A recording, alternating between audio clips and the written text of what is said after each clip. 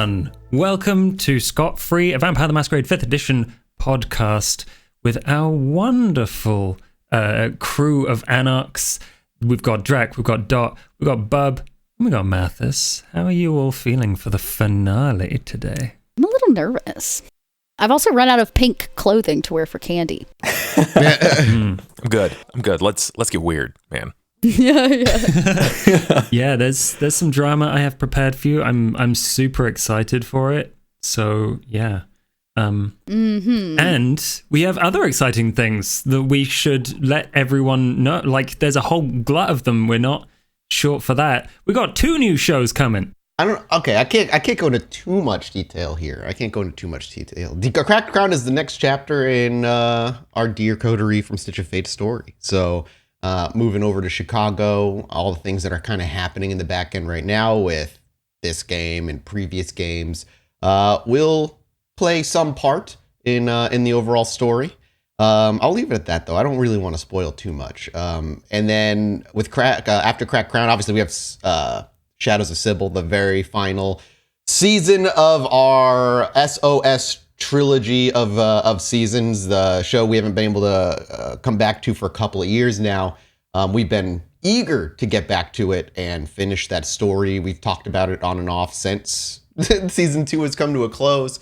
And we finally, thanks to Roll For It, working with us and being very kind, we were able to finish the show here on twitch.tv/podbynight. And if you miss it, VODs will be available immediately for subscribers here on the channel. So if you want a way to directly support us that's not Patreon, Twitch is a great way to do it. And it's going to go toward making sure the cast of the Shadows of Sybil gets paid, since this is not really like a Pod by Night production, so to speak. But we'd still like to pay our cast. So if you are on Twitch or Bits, all that is going to go toward paying our SOS cast.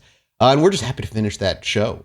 We've got... Woo. Yes, we are. Yeah, the final season. I've had that final season milling about in my head for years now, and I'm ready to close the book. All those characters deserve a proper end, and I've been very ready to give it to them for a long time. It's true. I'm a little scared about that. When you said that it's been milling around in your head for years, that's like proper storytelling marinade. So yeah, he used to only get a week at a time. Now he's getting like... I definitely have ideas that are definitely going to be worked into the series this season now, but we'll see what happens. I can't promise life, death, laughter, or tears. I'll promise you tears, but that's and you can expect that sometime in December. We haven't released dates yet, so just keep an eye on social media. And remember, everybody that supports the Patreon gets first knowledge, first information. We did a sneak preview for them, actually, before we announced Shadows of Sybil. So, and we can also announce that for the first episode of Cracked Crown, we have a special guest. Can we announce that? First 2 episodes, I think. Yeah, okay, cool. Oh, yeah, technically, because we'll record it. You're right, both at the same time. First two podcast episodes. Go. Yeah. If you guys watched our live show and you enjoyed Jason Charles Miller hanging out with us, he will be returning to pick up where he left off from the live show, basically. And he'll be here for a couple of episodes playing his kindred from Milwaukee. Bob Kowalski. Bob Kowalski. Bob Kowalski. He was phenomenal. I can't wait to see him return in a more proper fashion. We do have a bucket of goo to deliver to the prince, so we'll have to see. That's also true. You did scoop up some goo in the live show. I totally forgot that. I about the goo. I was like, wait, what? We're doing what? I have not forgot. Never forget. We'll have to like recap that live event for the actual show. But yeah, that's awesome. He's gonna be there. He's fucking phenomenal. He's an amazing role player, an amazing dude, fucking amazing musician, very talented individual overall, and one of the nicest guys I've ever had the luxury of just meeting. Even that one time when we got to play, he just jumped in and he meshed instantly. So and he's got a great beard. That too. Yeah. Oh, that's very true. Well, I also am conscious of the fact that we don't do an outro talky bit. So I do want to say thanks to Drak for joining us. You've been incredible, and I hope you don't hate me when I kill your character.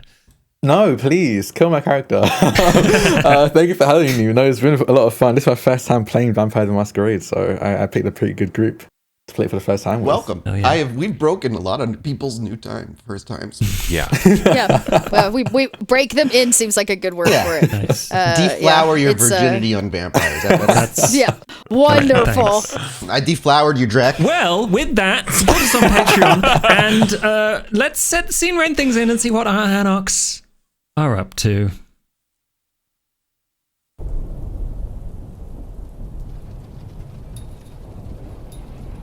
There is a chaos of noise. Thunder and lightning have joined the torrential sheets of rain that seem intent on flattening everything. And inside a hangar in Gary, Indiana, Tim and Ikemba are standing over the corpse of a dead Mr. Luciano when they hear the clatter of iron behind them. You turn around, and what you see is a closed cell door. And Sava, with a wry smile on his face, Scott Freeman in his arms. I'm really sorry to do this to you fellas. Well, actually, I'm not. But this is my meal ticket here. Sava, I thought we were business partners. I thought we had an agreement here. I don't get anything out of this agreement that we made. You should have owed me the favor.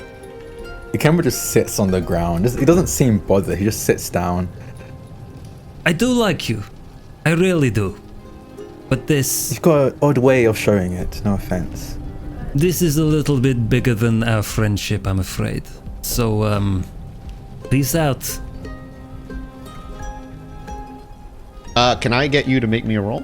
What is the role? Oh, okay. You need intelligence awareness. I'm looking to make the only thing I can do, create an illusion. Yeah, make your illusion roll and tell me what you are attempting to build. It's very simple. I want the body he's holding to look like it jumps up to life and attacks him. Just enough for him to drop him so Ikemba and I can make an attempt to jump Sava. You're not right. Hey, listen, I got a job to do. And it's all Tim cares about is making sure he gets his job done. 4 successes. Okay. So what you see as you try and create an illusion over Scott, who is semi-conscious, this kind of ghostly figure jumps out at Sava, and you watch him just punch Scott in the face. That works. And then, like, throw him over his shoulder in, like, a fireman carry and sprint out the door. I don't have any, like, maneuvering abilities. I can't move super quick. I don't know if Ikemba can, but I can. We're behind. We're in a cell. Yeah, you are both trapped. Oh, I totally misunderstood what you said then. Oh, I would not have done that. That's all right, though. That's fine. I did it. I just like that he punched the unconscious guy. Like, you watch Sava go, what the? And then it's like a wet slap kind of sound. Oh. You're so confusing. Bye! And you two are stuck in a cell. I shrug. I will place my back up against the wall, slide down. I'm assuming they didn't disarm us in any way. You just murdered a person with a knife, so you've still got that. I probably clatter the used knife next to me, still drenched in blood, and I just reach into my pocket and pull out my beeper, and I reach down one of the 5 numbers I'll send a beep to. Ooh. With a street like number and low. So I don't know if anybody here has ever had a beeper before. You can't send much. Is like a few numbers, maybe like a word or two, and it kind of like. I was about to say it's like 25 digits or something like that. It's like short. Yeah, it's just like enough for like maybe an address. So because these are, well, there used to be 6. One used to be Candy's dad long ago before he had me do a job and didn't pay me. So it's down to 5. I'll reach out. I'll let you decide whatever. He's probably not even thinking about which number.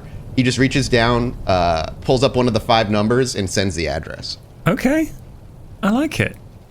Obviously, your message goes through, but there's no real like. Yeah, unfortunately, there's no texting back and forth with 80s and 90s tech. You can throw a couple of beeps at each other, and that's about it. After that is done, though, on the off chance that shit does come back or they beep me again, I'll just take the beeper and smash it into the concrete and just grind it so it doesn't make any beeping noises. If they come to get me in help, they come to get me in help. If not, oh well, no one's going to track it. And I do that all silently next to you, Ikemba. I kind of like place my dagger down, pop the beeper, you see me mess with it for a few seconds before you just hear the crunch of plastic, and I kind of just scatter the debris, and I shrug. And I begin to like clean my knife off with my very dirty t-shirt. I think Ikemba just sat like cross-legged on the ground watching all of this happen. Again, doesn't seem phased. There's like a smile on his face, but again, doesn't really reach his eyes. And he just looks to you and just says, I mean, I can't blame him. I would have done the same thing.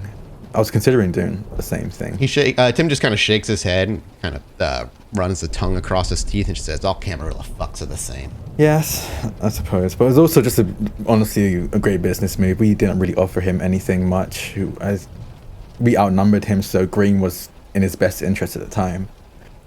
It's not only have to deal with JR and Candy.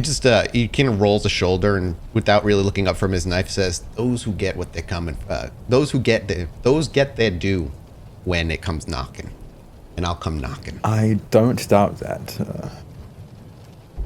Anyway, I'm gotten a bit bored. I want to see if I can try picking this lock. As you're picking it, you see the previously unconscious Inquisition agent start to rouse on the opposite side of the bars to you. And you watch him, like, grab a gun and groggily, like, pick himself up and look around. Hey there. Could you help me out? We're locked in this cell for some reason. A vamp threw us in here and ran off with Scott. You have a key on you, right? Yeah. So, fun thing. I've been tracking you lot for ages, like vampires as a group. I don't know either of your faces. I don't suppose if I let you out, you'd be interested in helping me. Helping you with what? It's the government spook offering us a partnership where we're gonna walk away alive. You're funny, kid. The fun thing is, Scott's not here. So, I need a mole that can't be traced, and it seems like you're it? And plus, whoever is friends with Mr. Luciano here is not going to be happy with that mess. So, like, I can make that go away. Yeah. Who are some of the friends of Mr. Luciano? Do you mind if I ask? I know they've got some connection with you all. Anyone important? Mr. Luciano was a snitch. I'm not too cut up over his departure from this world. He had a Mr. Giovanni something working with him. So I need you to go back out there and get me some information. And what do we get in return? How do you know we just don't scampering off into the night? You don't see us ever again. I mean, I'm pretty good at my job. So when you leave here, I'll probably be able to find you unless you contact me again. I'm just hoping that a shit ton of money and, I don't know, indemnity? What do you want? Immunity? I'll be honest. You say that you'll be able to find me. I don't know about my friend here, but you say you'll be able to find me, and you probably won't. But you run with Candy Luciano. I know that. You run with that JR fella. I've seen. Okay, I've had texts from so many different people tonight, and if you're with them, then you're on the map. I don't know where. I'm not saying I'm gonna go looking. Just a matter of time. Maybe not even me. The accident with Mr. Luciano was very unfortunate. He just owed me a lot of money and never paid up, so he got what he got coming to him. Got mixed up in gang violence. It happens all the time. And no one's gonna blame you for it. Well, now what's the plan with Candy then? I don't care what happens to Candy. Well, are you not following her just like you were following her father? If you follow her father, you follow her, so she's not really a person of interest. She's part of that family, right? Directly related to the head of the family. You think that you'd care more about where she's gonna be after his death than... She ends up inheriting things. Maybe she'll be a snitch too. There's a moment where it looks like he chews on it for a minute before he shrugs and, with a little bit of effort, pushes himself up off the ground using the wall as kind of support. My only desire is to get the fuck out of this town, so if this is what it takes to guarantee I stay alive, then so be it. We'll stick with first names then. gentleman's agreement. I'm Brandon.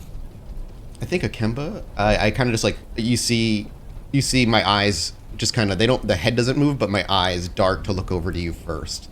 And you kind of see the camera fade from focus on my profile shot as Ikemba's face comes into focus. I'm Sean. Tim. Sean and Tim. Good to meet you. The agent starts to walk forward, and that is when you realize that the rain outside has been interrupted somewhat. Candy's in the driver's seat, and she's like tooting the horn the whole way through. As it comes crashing through, and she's like having the time of her life, and she's in the front seat of this big truck and smashes through a wall. Right up against this office building, and like you watch Brendan like throw himself to the floor under a table as like things start to fall from the ceiling. Can we, so we're still in the cage, I imagine, completely locked up. Let's find out whether you're locked up. Ikemba, make a manipulation roll to see whether like he was fully swayed by the Sean thing and got there in time. So that is manipulation subterfuge. Makes sense. There you go. That's it. 4. Oh, you did it! Just as you hear the click of the lock, that is when the sky falls in and Tim's truck wrecks itself on the side of the inside of this hangar. And you could just hear the cacophony of rain and thunder and sirens. If the camera catches Tim for like his face when he recognizes his truck is destroyed and Candy's at the front of it joyriding it into, and everything's destroyed, there's a moment where his eyes dart over to the dead body of her father, and he just kind of smirks and looks at his now broken truck and probably thinks that he can maybe get a better one out of this deal moving forward. We'll see. Before it's over with, yeah. But if I can I see Candy? Like, is it because she stopped right before the cage, you said? I'm imagining this as the cage inside a kind of interior building office thingy, like one of those prefabs, and then there's just like a hole in the wall where outside of the cage this truck has smashed into and, you know, made an extra door. Candy tries to put the window down, that horrible squeaky window, and as soon as she gets enough where she can yell it, she goes like, "We're here to save you." I'll push the squeaky door open and just say, "Thanks, Ikemba." And I start walking over to Candy real quick, and I don't know how far, it's maybe a half jog. I want to get up to Candy. And I just want to, as you wave, I don't step up. I simply kind of, after maybe running my hand against the truck and being, taking it in, that thing is now broken. I kind of just place my hand gently on your arm, wherever it is. And I'm like, Candy, I know this ain't the time, but... And I look back to Brendan, the FBI agent. That man, he killed your father. And I gesture to the body over in the corner. Does Candy see it? You see the multiple stab wounds in your father. In the cage, there is blood everywhere. And I'm interested to know if you see the knife, which was discarded, right? Could be any knife anywhere. But before he even says that, I'll be like, and to make matters worse, Brendan asked me and Ikemba to be moles to work against you. And I just kind of shrug and step out of the way. Wait. Why is my dad even here? Oh, long story, but it seems... Wait. The FBI were here. Seems your dad was working with them. And he just happens to be on the same job we're all sit on. And then she slow head turns to JR, who she knows once upon a time was using her to get to her father. And she goes did you know anything about this? No, I didn't know shit about this. Oh, okay, so it just so happens that he shows up at the same airport hangar as us to free Scott? Why would your father know anything about Scott at all? We didn't know anything about Scott to begin with. I'm feeling a little hangry right now. And I'm gonna be honest with all of you. I'm beginning to get upset. Tim just steps over to the door and he's like, I am a gentleman, and I open the door for you.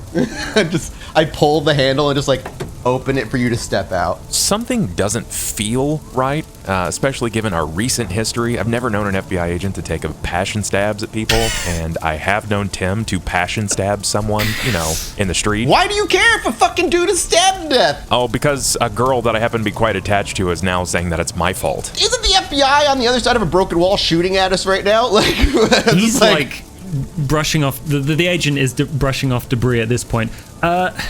Ikemba's helping him up, I think. Ikemba just gone over to offer a hand to help Brandon up. Yeah, JR and Tim. That sounds like opposed roles of manipulation, subterfuge, and wit. Is he obviously looking for it? Did you go over to the body and you're looking? No, I mean, if we can see from the vehicle that he's been stabbed multiple times, I've never known the FBI to be like, yeah, I'm into stabbing, right? Versus gun. Could it just simply be a chemistry and I just make an illusion dagger put next to the body that looks like it was just bloody? In addition to the other bloody dagger next to it? No, I had the bloody dagger on me. Oh, you brought it with you? Oh, okay. I cleaned it in the cell and put it away, which is why I was okay. If there's no weapon near him, it's just I have my weapon on me. I cleaned it in the cell while Mr. FBI was monologuing. I think at this point, Candy will stumble over and heels across all this rubble through the cage to get a closer look. I'll just say this to JR. I won't roll. If you suspect it makes sense, then you suspect and it totally makes sense. Tim will nonchalantly deny it without making a roll to deny it. Yeah, I think that's between the two of you. AKA, if that's what you like, Tim's not trying to play games and hide it so much. He's gonna give you a weird stare and then glance back over to this FBI agent. Yeah, and my eyes will immediately follow after yours trail over to him as well. Candy. Yeah. You are inspecting your father. Yeah, I go over and I take his family crest ring off and I put it on my hand. It looks so much better.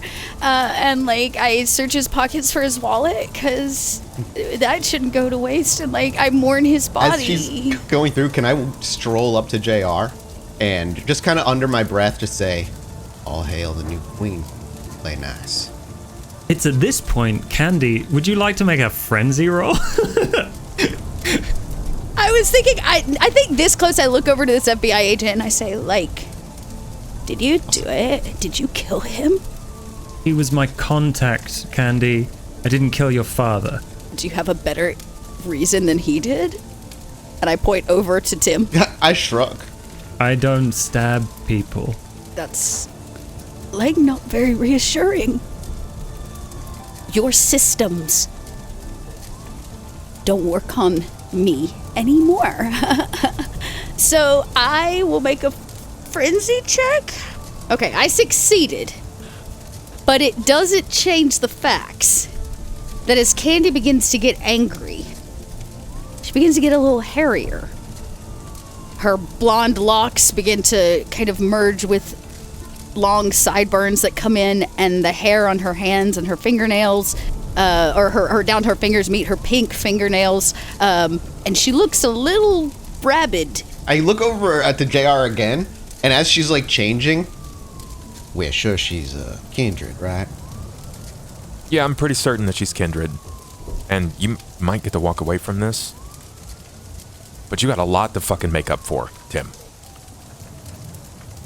I just took what was owed to me, good friend.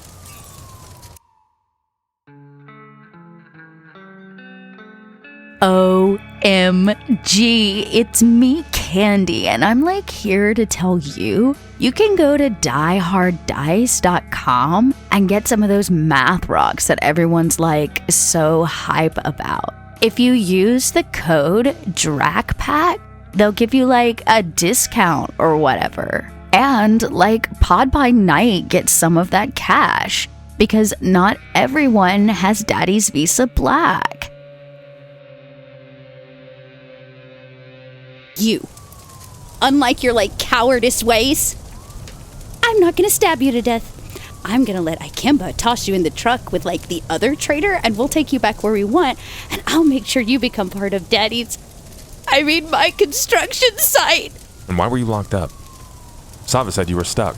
What's that about? Oh yeah, Saba pushed us into the cell and locked the door behind us. Sava did what all Camarilla do. Stab us in the back and took care of themselves. Like, what are we standing around for? Like, put him in the truck. And she kind of like, her eye gets a little squinty, and she gets a little angry, and she's just like, okay, so if it isn't a big enough problem that all the testosterone in the like room seems to be vying for power over what the hell happened here, it just so happens that like also the FBI just like rolled up outside. So can we just like take a breath, everybody, and maybe like, I don't know, deal with the bigger problem at hand? I just turn to Brandon and go, she's kind of hot when she's angry. I'm going to try and pick him up just over the shoulder. At this point, the agent is like fully aware he's outnumbered, so he's just like, okay, yep. And he flops over your shoulder, and you carry him to the truck. Is this really a truck anymore? How are we leaving? I'll actually kind of pose the question to Candy. Candy, if I may, do we need them alive for anything? Like, I didn't say they were gonna like be alive, but we need like... I can help us get out of here, but I'm a little ravenous. I was actually hoping to keep him alive. Do you have another one in the car? Did you say there were two like one of the other traders, just the one? I'm gonna, I look to you, Ken, but I ain't looking to kill the man. I'm just looking to sate a little hunger. Josh, I want to move to the rear side of the hangar because we're getting all of the physical effects from the FBI out front where we blasted through. So I just want to be able to bend like a rot rod off of aluminum paneling on the back, and I'm just gonna make a break for it. It's every Anarch for himself at this point. I was like,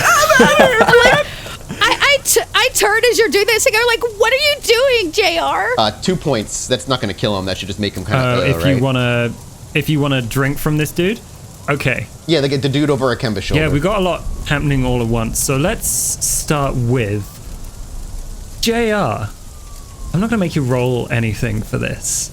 But basically, you grab a weapon, improvised, and you run to, the hole that you made on the way in? No, just to the rear side of the hangar where it looks like where they have their frame up and where they've kind of like rotted the aluminum down, so I can just kind of fold back the aluminum enough for someone, like one, basically single file for people to escape. You fold open the aluminium and you immediately see red and blue flashing on the floor and off of your hands and this metal, and it becomes pretty clear from the amount of noise outside that, at least at the moment, you are surrounded. Can I like kick a gun over to JR and be like, would you like this instead? No, I'm not a big fan of firearms. They're a little too impersonal. I'm also not a big fan of stabbing, but to each their own, I suppose. I have an idea. It's not like a really good idea, but we do the best we can. Okay, so here's the deal. Like, kill the FBI agent. Hey! Get rid of him. That's Brandon. He's my new friend. I would like to keep him alive. I will deal with him. Okay, then can we like knock him out or something? I'm really tired of seeing his ugly face. Okay. Yeah, okay. I can do that. I want to start just trying to knock Brandon out. Yeah, you like whack on the back of the head, and you like lump him in the truck, and there in the truck you see Scott. Wait, why are you trying to keep an FBI agent? It's Inquisition. He could be useful to me. He could be useful, like what? Maybe in the same way that her dad may have been useful to him? As he's getting put in the truck, can I just stand over him and be like, good night, Brendan, I'm going to drink you now? Yeah, so at this point, he's down for the count, and... Yeah, I just want to take 2 points from him. I don't want to kill him, I want him to stay alive and just... What hunger are you at? I'm at 4. Is 4 the hunger? Is it 5? So at 4, it's an 5, easy right? frenzy check compared to 5 for certain. Okay, yeah. So yeah. Resist frenzy. Well, he might die accidentally. Yeah, We'll he see what might die happens. accidentally, which is what I want to know. I rolled 2. That's fine. I just So need a 2, 1. with 2, that's like, you definitely want to drink more of this guy, and he probably tastes pretty good. Yeah. Especially because I'm starving. Yeah, and you take away 2 points of hunger. There, There you go. I was able to resist. They're handling everything in the vehicle with Sava and Brendan and Scott and all that. Oh, Sava's not there. Okay, so he's not. That asshole. He just skate. Okay, all right. Well, while they're handling Scott and Brendan, I want to close that gap between me and Candy and like get real close. I'm like, something's fucked up here. Like, Something is real fucked. Like it's kind of under breath. Like something is fucked up here. you don't have to, tell me twice. I obviously, know I'm standing over my dad's, dead body. They were trapped inside, and suddenly they get let out by an FBI agent. Come on, Candy, read between the lines. You're fucking smarter than this. Well, what do you want me to do? Stab him back? What is this? Well, I don't know which one you're stabbing, but I wouldn't exactly trust either of them at this point. Well, trust me, if we can get the hell out of here, I can have him stabbed any day of the week by any Joe Blow basic dude I want. We may just want to take our chances. Look me in the eyes and promise me that you had nothing to do with this. And I do. I stare her right in the eyes. From the day I met you, I may have had some weird intentions, but I can assure you right now that it was all delayed, that I could have turned. Could have immediately done my job. But I wasn't at all interested in your father after I met you. Okay. Fine. That seems, really believable. Okay, fine. I have an idea. It's not a good idea. Everybody, stop. Why don't I just, walk out and, oh, woe is me. I was here and I got attacked. I was, with my dad. Don't hurt me. I'm definitely still, human. And all of you can use it as the distraction you need to, run. Then I'll make a deal with the FBI because I have a lot of money now. And, just probably like Dad did. And then, all of you can make a bolt for it while Candy, plays the victim. We can do both. We can actually do both. Tim, you still got the juju. You can make things. I'm probably walking back from the truck, licking my lips. Ugh, yeah, feeling a little bit better now. That was my intention. Why don't we split? Candy, you can make that shadow again. You can give us a little bit of cover. And JR, you can cause a second vision where they're basically bolting off to the right. Draw some attention. Give us an opportunity to hit the ground running. I like how you called me your name. I just realized I clearly need a bit of a facial. That usually costs an extra $20 in the parking lot. I don't really particularly look, Friday night ready. Look, okay, new idea. Can I peep these, FBI agents? Oh, do any of them have, explosives from around their belt? A grenade or, a... Heavily armed. We're talking several, a number that's difficult to judge of people that are outside. Certainly at least a dozen cars. All of them have small, long arms, and it's a mixture of FBI and police. So they don't have I think the weirdest thing on their belts would look like a weird camera or some sort of computer as opposed to explosives. Right, this isn't SWAT. These are just police officers. No, these are kitted up vampire hunter FBI, but you're not really gonna catch a vamp with a grenade. So they've got other things going on. Do we know of these? Has any of us encountered or heard tales of what kind of equipment they often use against vampires? I was shot in the arm. So yeah, on JR, you can actually see a singe, fire burn bullet wound that is clearly way beyond any normal bullet that you've been shot by, probably. Okay. But do an intelligence, streetwise or politics roll. 5. Oh hell yeah! Nice job. Huge. Yeah. You've heard rumors of specialized vampire hunting gear developed for what they call first light teams.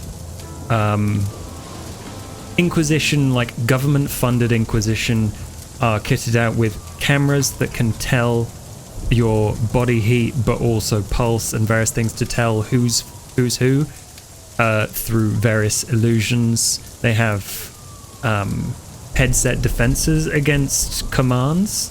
They also have weapons that are meant to tangle vampires that move extremely quickly. Okay. You don't know how it works or how it will, impact you, but like I think that's probably the main concern given your skill set.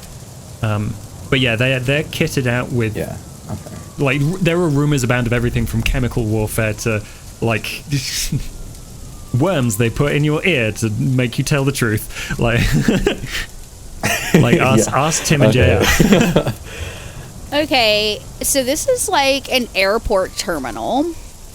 It's a very small one, but yes. A small one, but like would this hangar be used to like house an airplane usually, where they would like fix it and wash it? Oh, really? Okay. So I'd like to search the ground for the nearest drainage pipe for like oil or like water that they would wash it with, like any way down into the sewage system. There's not a plane here. There are right? no vehicles aside from your truck in here.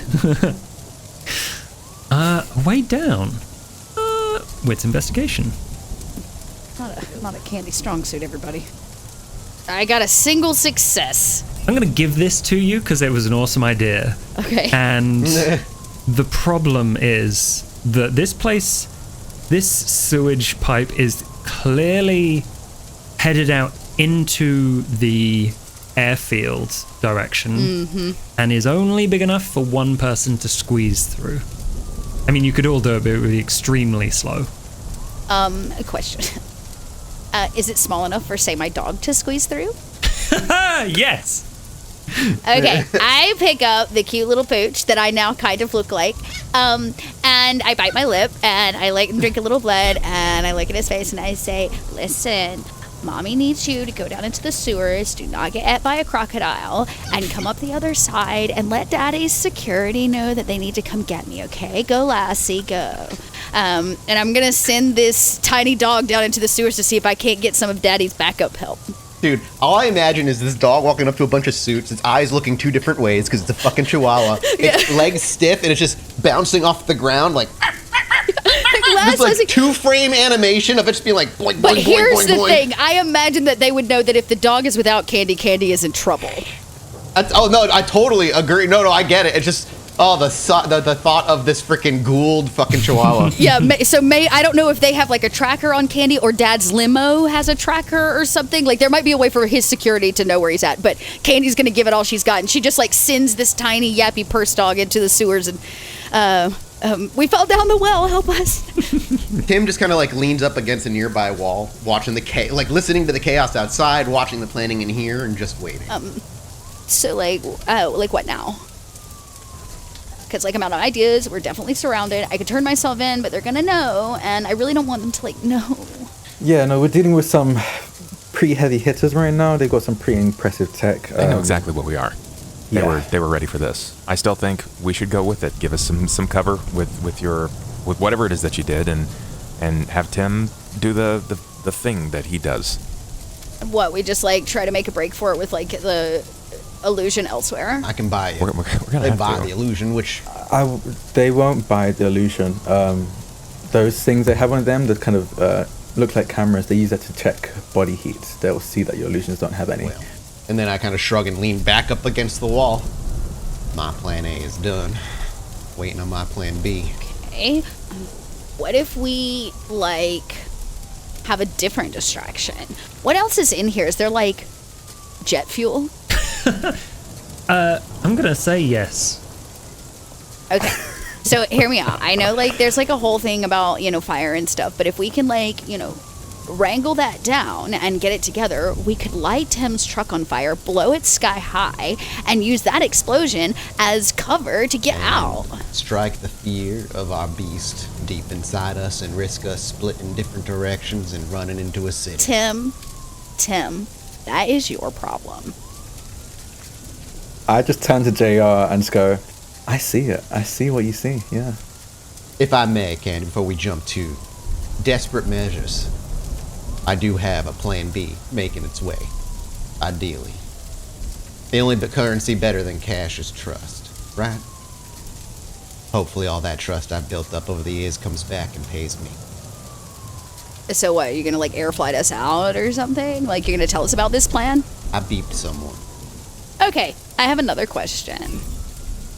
You know, like sometimes in some of these hangars, when they're owned by like really private people, they have like secret ways in and out, so like the general public doesn't see them for paparazzi purposes.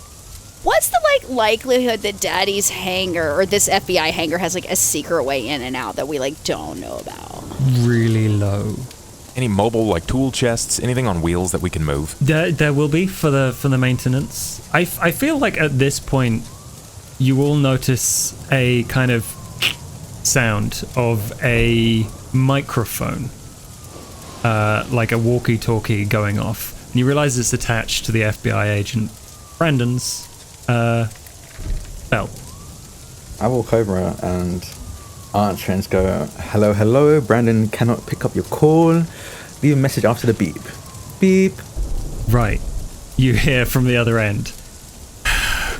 Are you those fucking blank bodies that I met at that godforsaken diner? You stabbed my tires. Agent Pasternak? Is that you, Agent Pasternak? Yeah, it's How me. you It's doing? Agent Pasternak. Hi. I knew it was you. I knew. I just like sit down and like just lean back. How you doing? Tell her not to worry, I found my dog. Oh, by the way, we found the dog. Thank you so much for the help. They're safe and sound. Apologize for the tires, by the way. My bad. As this is going on, I want to crawl into the back of the truck where dear Scott is. Tell me about Scott's state. Scott is nursing his wounds. He's clearly been tortured for information. But he's conscious. Oh, that's so sad. Okay, great. Candy crawls in the back seat and straddles him.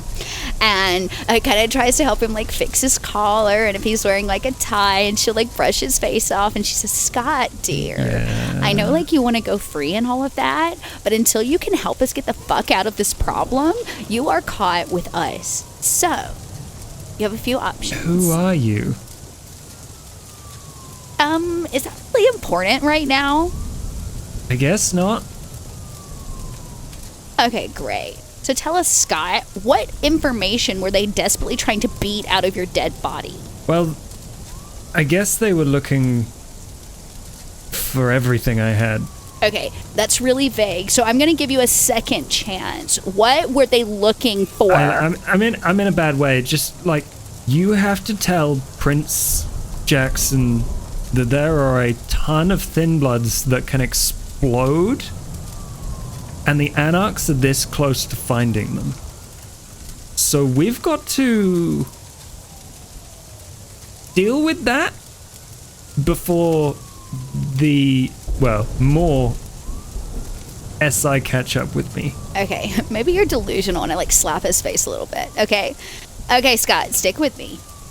You're telling me that you were trying to deliver, when you freaked out on a bus, you were, like, trying to deliver a message to the prince?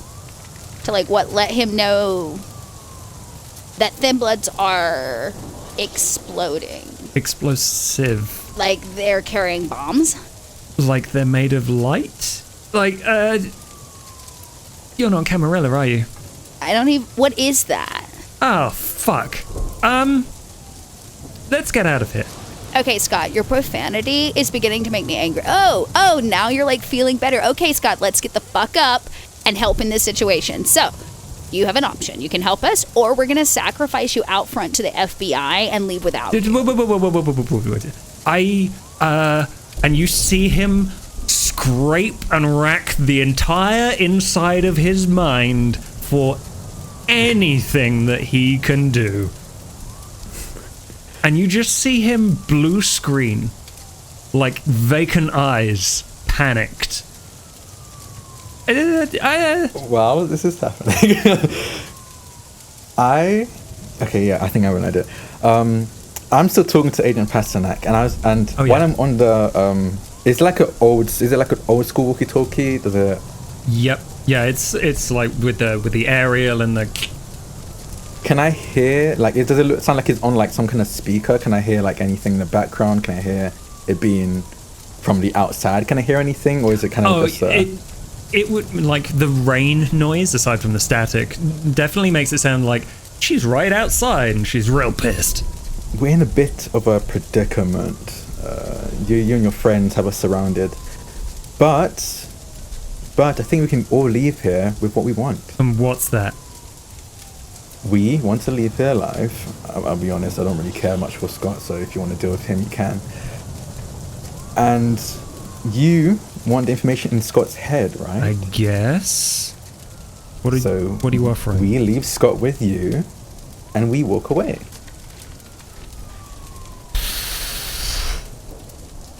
Give me a minute. Okay. So if this like works out and I look to JR, we're going to go with your plan, which is we leave Scott, they come in the building, we make a run for it under the guise of like... We could cover. walk away with Scott. I'll hang out back. I'll send an illusion of Scott in.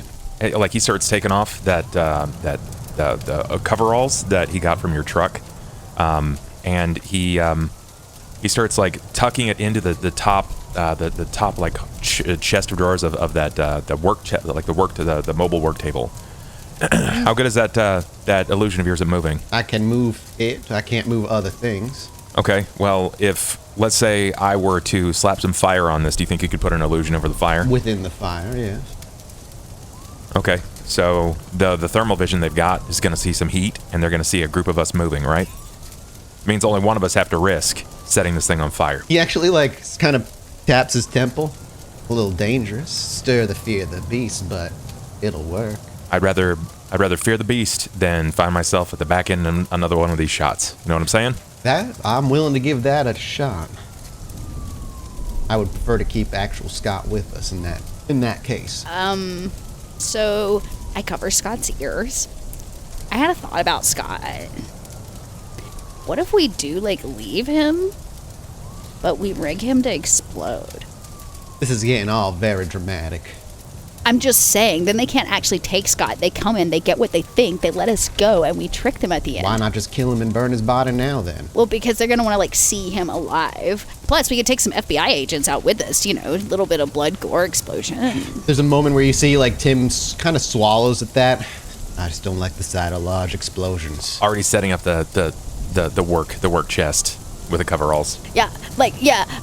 And then we still get out under the guise of like warm body heat, you know what I mean? Because they're not going to be looking for warm bodies. They're going to be looking for... Look, out back, there's only like one or two cars, okay? They're trying to cover all the way around.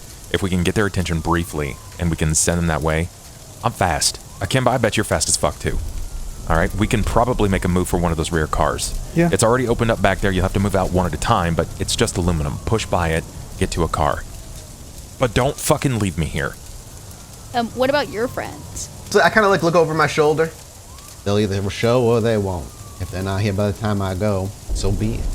At which point, you hear the squeal of tires, and it sounds like a bunch of the cars, the police cars, are leaving. Speak of the devil, Miss Candy. Yeah, when you look out, the only cars you see left are specialized FBI agents, one of whom is clearly Agent Pasternak, swearing up a storm as most of the police leave.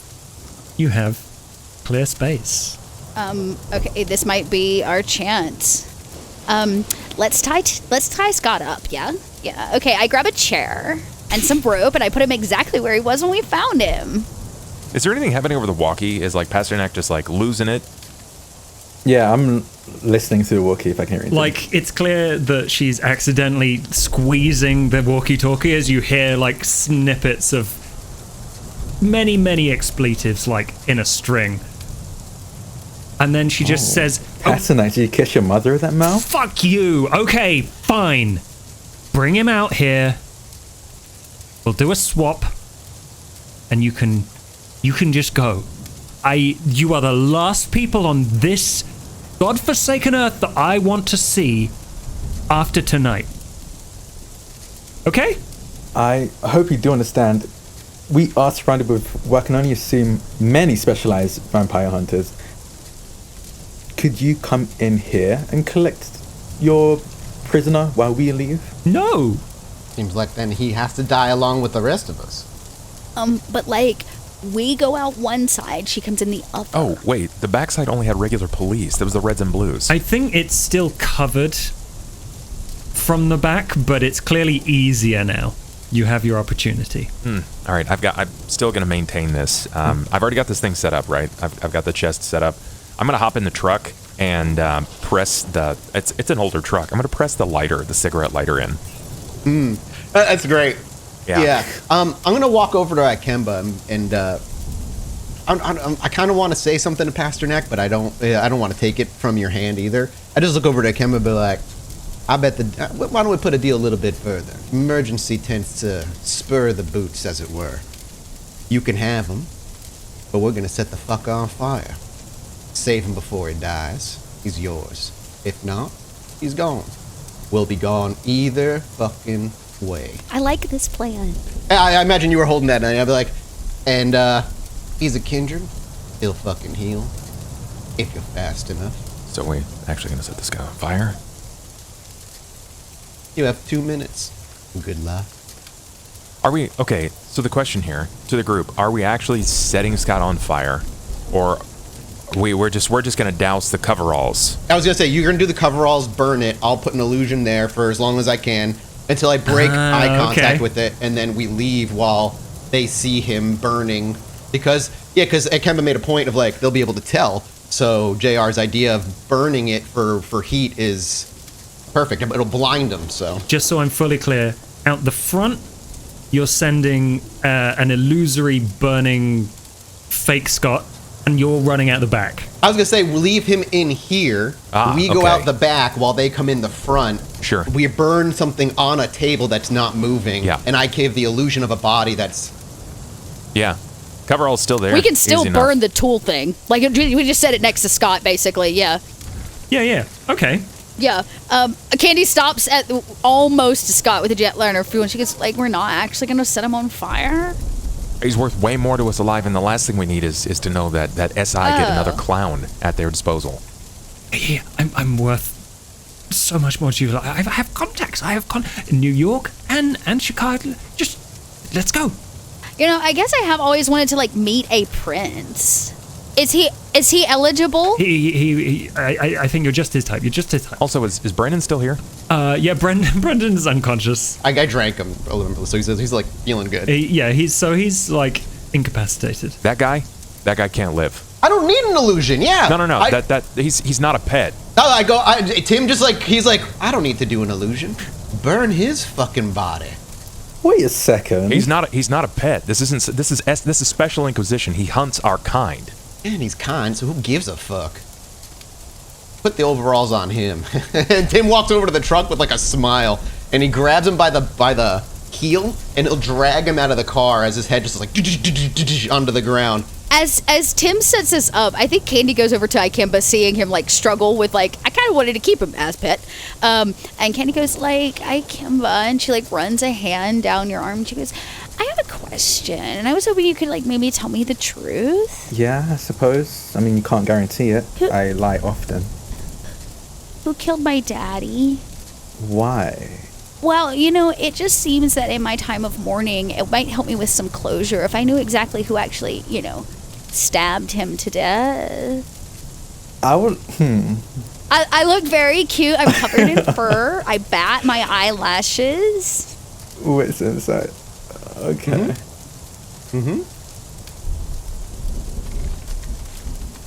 Okay, let's see what you find out. What's inside? There we go. Yeah, I look like I walked out of a bad Cats movie. Oh no, not cats. I'm like so sad, and I really just need to mourn the loss of my father. And like, if I knew who did it, I could, you know, properly bring some closure to how I'm feeling. Ikemba. So Ikemba kind of like stares at Candy for a moment, and again, like the smile he's had since like the cell, like being captured in the cell, hasn't really left.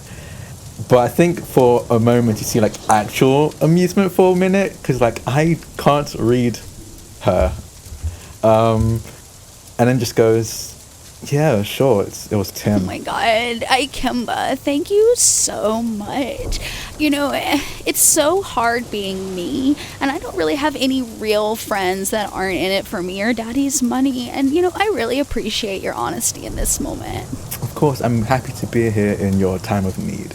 Oh, Ikemba. And I give you a peck on the cheek, and I kind of like pat you, as long as you'll let me, and kind of pat your, and I step off knowing the truth now, and my face drops into scary chihuahua mode, like the mailman just showed up at the door, and I cut my eyes across to Tim, watching him prep this body for burning, and then I look over to JR, knowing that JR was right, that there was something going on. So, I need to ask the question, does anyone prevent the burning of this agent? Because... No? It's just... Ikemba wants to, but he's outnumbered, and he's smart enough to know that he probably can't take 3 Kindred. When we're about, like, I'll have the walkie in my hand, and as soon as we're ready to light it, I'm just gonna go 30 second starts now. And once it's lit, I want us to, like, all go where we're supposed to go. I will haze us one more time. So you see Candy kind of come out. She burns the last of the pantyhose she has and does the thing, and asks JR once more to blow. And y'all didn't see this. She kind of like mixes the thing with her blood and in kind of an empty compact, and she breaks out like blood flakes. And then she asks JR to give one more good puff on her compact of whatever it is, and she re-inhales it and blows it back out and casts haze on us, which will make us hard to identify and gives them a -2 if they try to fire on us. And I'm also I'll double up as well. As we leave, whatever direction we go, I'll create a secondary version of us going the opposite direction. Candy gets a little bit hungry. She'll do it once more to cover all of us, not just herself, but all of us in the haze. But she's getting real hungry. The plan is complete. The only thing I need you to do each is describe how you sprint for your unlives past out one way. There is a burning man in the opposite, and you can hear like people screaming and running behind you, and through this cloud there's zips of like glowing ammunition that you know could burn you and kill you if it hit in the wrong place. But what does it look like, each of you, as you sprint through this line of cars past the blockade? As I'm sprinting, I imagine we're kind of like almost semi-grouped. I would imagine scatter, but as we're scattering, like while we're still within close range, I just want Tim to shout, 79th Street, 79th, 164th Street, apartment number 6, tonight. Just like a place to meet, basically. I'm shouting just an address so we can scatter and not stress about coming back together in a local place. And it's just going to be the one, like the place I'm renting for the night, as I have to kind of keep moving anyway. So yeah, that's like that's all I shout is just an address, and I split. And at that moment, that's when you see kind of like peeled from you a second version of you running in the other direction, scattering the other way. I think you see Candy like struggle with the heels as she slips them off, and she grabs another cell phone from her pocket and she sends a very quick text message before she kind of slams it on the ground and cracks a heel into it. And then if JR will allow, Candy, on the way of running, scoops her fingers into his and kind of locks hands, and she goes like, follow me, I've got a pickup coming. JR was actually going to try to reach back and grab her hand and try to run together. Perfect. That's exactly what Candy does, is she kind of scoops in yours, and the farther you get away from Candy, she can only hold haze on you within a certain kind of distance. So as you all kind of split, it goes away, but it stays on Candy and JR as they run to her limo pickup that's coming to get her. I'll lead and pull. I've got fleetness, and I'm pretty strong, so really sorry about your dad. Oh, that's like, okay, after we like get all this handled and we're free of this Scott bullshit, I was thinking like maybe we could get a vegan pizza. Dad still got that like construction site or whatever. There's a tower we could go chill at. Yeah, I think I'd like that. Okay, cool. Like, me too. But first I have to go threaten Tim a little bit and make sure that he doesn't like, get away with killing my dad. Under one condition though, you can't take me up there to eat me, okay? Oh, that's funny. That's a joke. Yeah, it's a joke. Okay, we should go threaten Tim. Yeah. Why are we threatening? Like, well, he killed my dad. It's just kind of like part of the process. I can't very well run the mob if I don't at least threaten the person who like killed the last leader. I like scoop my dog up, clearly totally fine after the events of whatever went down in their sewer journey all on their own, which is a Pixar movie for like a different day. smells a bit, and you probably rolled in a puddle. And dogs so are like, weird. yeah, I just feel like I need to, and then I'll treat him to like a new truck or whatever. Hey, it's your business. I'm not trying to interfere at all. It just seems like a lot of extra work. You got someone who's a bit of a loose end, who's willing to take things way, way, way personal and make it a little dirty. And then I can't even speak about Ikemba. That guy is fucking loose in the head. Yeah, he's got some quirks or whatever, but he's rather charming, and that could come in handy in like a slew of other ways. Sure, I guess. That being said, you know how I said like maybe I would never like do your podcast or whatever? Yeah. Well, now that I'm like running a mob family or whatever, I thought maybe it would be cool. Okay. All right, we can talk about some things. Okay, cool. I think if nothing else, in a few days' time, if everybody survives, a new truck shows up at Tim's place. I think if Scott allows me, he seems pretty torn up right now, literally. So I think I have Scott on my shoulder, like I had previously had Brandon, but now it's Scott on my shoulder, and I have like one hand in my pocket, and I'm just like dipping and darting between the cars and the bullets. I seem to be enjoying it a bit too much.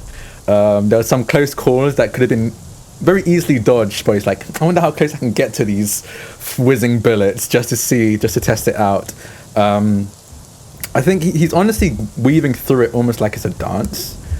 He's really not taking any of this seriously, despite the fact that he's fully aware that he could die. I think if there's any struggle from Scott right now, he's squeezed like hard enough to show that he could deal some damage if he tries to move anymore, and then continues. All you get from Scott is oh god, don't drop me. And yeah, Sandra's sprinting, darting, dipping, bobbing and weaving until I'm out of sight. And I think I definitely hear Tim shout out the address, but there's no like sign of acknowledgement or a confirmation from him. He just leaves, he just runs. You reach a road and you can hear the da-da-da-da-da of your friend Gary in a huge like interstate like trucking, and he's like, "You're right, Tim, I got you, hop on in." Oh, I knew I could count on you, buddy. And I walk on over, swing the door open, kind of sink into a worn leather seat that actually fits my ass rather nicely. And you hear the creaking of old leather as I settle in. Gary kind of sucks, but there's a lot of kindred here that seem to want to help you. I shake my head. I ain't gonna be staying here long, but I gotta talk to Candy before I get out of here. All right, let's get you to it. And then it like pulls off in the confusion. Is this what's his name? Or is this somebody else? Your contact that you beeped Gary, right? Yeah. Okay, cool. Yeah, Gary. Yes, that's correct. I named my contact Gary for our game, and Gary. He's a gun runner, so he's cool. Candy and JR, you hop into a limo that squeals away, and Ikemba, you don't have anyone. I don't need anyone really. But fortunately for you, someone in a really beaten up car gets out and is like, could you inform Hurricane that the factions of Gary will cash in their favors later? But tonight, here is your chariot. Thank you. Come with me. And I will hop in. We fade to black. A couple of days go by, I imagine. But slowly you will filter to the address that Tim gave you. You've handed off Scott. It's literally like a... Oh, this is okay. I thought this would be like a place that I would have rented for myself for the night. Oh, no. You've handed off Scott, but this is the place that you've rented. Okay. Yeah, okay. So it's basically like a 5-floor apartment building that got turned into, quote unquote, a motel, quote unquote, that there's not really, it's basically a place for homeless people to hang out. And the top floor is one that over the years as I've come through, I've slowly turned into a sunless room, but it has no furnishings, no evidence of anybody living here permanently. That's all. It's wooden floors, rundown windows, broken glass. It's a shit. That's mostly cleaned up. Yep, it's a shithole. And Tim's waiting there for people, I guess. So would you? I guess the question is, Ikemba, would you have handed off Scott at this point? That's a tough question. Or is he still with you all, like sat in the corner? I honestly think, if this is okay, I think Ikemba would have kept Scott for himself. Gotten any information he can out of Scott, and then what happens after that? Yeah, who knows? At this point, Scott is looking rather dejected, slumped in one corner, as you are all collected, sat together again. As once we're all together, I don't want there to be much time, like where we're also like talking, it's kind of business, and I don't like staying in one place for too long anyway. While I got y'all here, before we get into the details of what's next, I need to make sure I come forward and be clear. Couldn't quite do it that night. I needed to. Sorry, Candy, I had to lie to you just a little bit. Truth of the matter is, your dad got what was coming to him. I worked for him for a long time. He was one of the 6 numbers on my beeper, and one day, he hired me for a job that didn't fucking pay me. I knew if I ever came across him, I'd take what's mine, and I did. Do what you with that information as you will. But those who don't follow up on their word tend to meet the other side of my knife. Okay, well, I promised that I'd get you a new truck, so it's ready to go at the house. You can come pick it up whenever you want. And I already established a check for you for whatever Daddy owed you. So that doesn't make us entirely even Steven here, Tim, because you took his life. So I thought maybe you could work for me now. And she pulls out like a baby soft pink like business card that just says Candy on it, and it's got a new number for you, and the paper smells like bubblegum. And she hands it over and she says, "This is my number. You can put it in your beeper." He takes the card, smells it, like he'll actually tear a little piece off. Can it be chewed like bubblegum? Okay, well, he tried. He just had to give it a shot.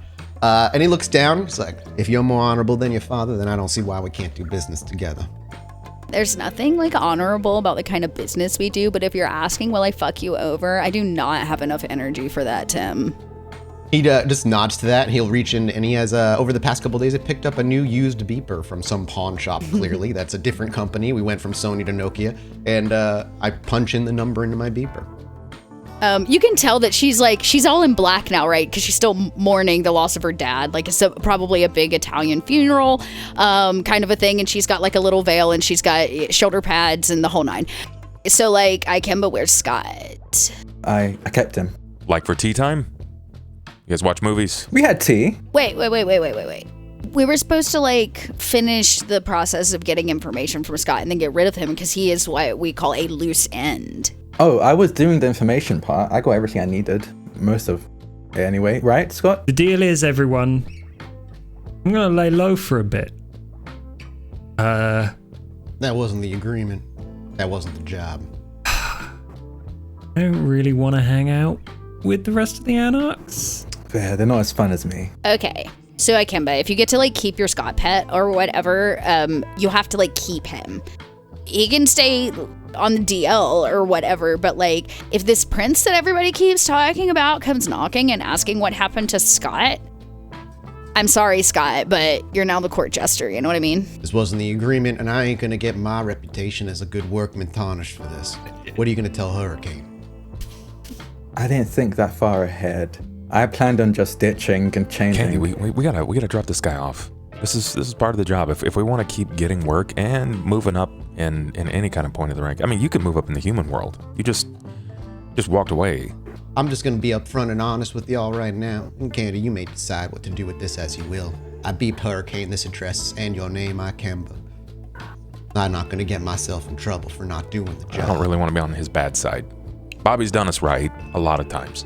I'm guessing he's at least done me right. Hurricane is one of only 5 that I trust, and I've worked with him for many years. I am not going to fuck this man over. He's kept me safe. Sorry, Ikemba. Candy, I have the utmost gratitude, because if it wasn't for him, I would have never found my way to you. Okay, that was, like, cute and sweet. Okay, so Hurricane can come over or whatever, but Ikemba, you gotta tell him the truth. Like, if you want to keep Scott, you have to take responsibility and scoop his poop, you know what I mean? And if you're gonna run with this boy, he has your name. One of my names. This is not even the one I was born with. It's fine. I don't really need to worry about that. But, if you like did us a solid and made sure Scott got to Hurricane or whoever, I could just pay you for your troubles. I'm sure if you just handed it over, Hurricane won't give a damn what happened the past couple of days. He just wants them alive. Inclined to agree. You have got a new toy. Plenty on this bizarre journey that we've been on. Leave the one thing we're supposed to be leaving. Let us get paid. Maintain our respect and get the fuck out of this shitty little town alive. God, Kindred are so boring. Yes, fine. Sorry, Scott. That's okay. I'll hand you over. I'm with you on that one. Kindred are boring. Freedom was a nice thought, though. How about this guy? If you like make it out the other side or whatever for whatever bad stuff you did, you can come work for me. No. Okay. Ikemba. And I like reach in the purse and I pull out like a wad of money. Like mob style, probably bloodstained, and I like pass it over to Ikemba. That's like, it only seems fair. Tim got a truck. You get some money for assuring that Scott gets where he's going. Thank you. Probably use it to kit up my gang, maybe. And I just pocket. I don't seem like excited in the slightest. It's almost like he gave me like a pair of socks for Christmas. I'm like, oh, okay. And it pockets it. Honestly, I was only really in this because I thought it'd be interesting. I haven't really come up against the FBI before. Well, your face is on their list now. They'll come knocking eventually. Oh, I hope so. Job well done, everybody. Okay, as fun as this has been, I have shit to do. So, if you ever need to find me, there's cards and shit, or you can just show up at like my house or whatever. Just, don't threaten security. They'll kill you on the spot. Okay, bye. On a scrap piece of paper, I'll write my beeper number and hand it to you as well. Ikemba is... I don't know if you noticed it, but Ikemba's kind of a terrible person. It's kind of shitty. He does anything that he finds interesting or think would be fun. I think Ikemba would try to get in contact with the FBI. Yeah, okay. You end up in contact with, or you can choose, Pasternak or Agent Brandon Hirsch. The one you set on fire. Oh, he survived. Oh my god. I'm gonna go with Agent Brandon for sure. Yeah. You spend a little bit of time researching the FBI. You learn all sorts of fascinating things about them, and you feel like you're prepared. And eventually, you find a secure line to make this phone call, and you hear the click on the other end of the phone line. Agent Hirsch. Hey, Brandon, it's Sean. Oh, don't worry. I remember you. I've got memories of you all over my body. I'm really sorry. I would like to say, and I mean this, I know you won't trust me because I'm what you call a blank body, but I was probably the only one who asked not to set you on fire. I honestly wanted to keep you intact. But I was outnumbered. Democracy, am I right? Give me the names and locations of your friends and we'll call it even. I don't know that. For some reason, they don't really trust me. I don't really understand why. I'm very trustworthy. But I have something better. Now we're talking. I have the information that Scott Free had. Let's discuss in person. I think it'll be better. See you very soon.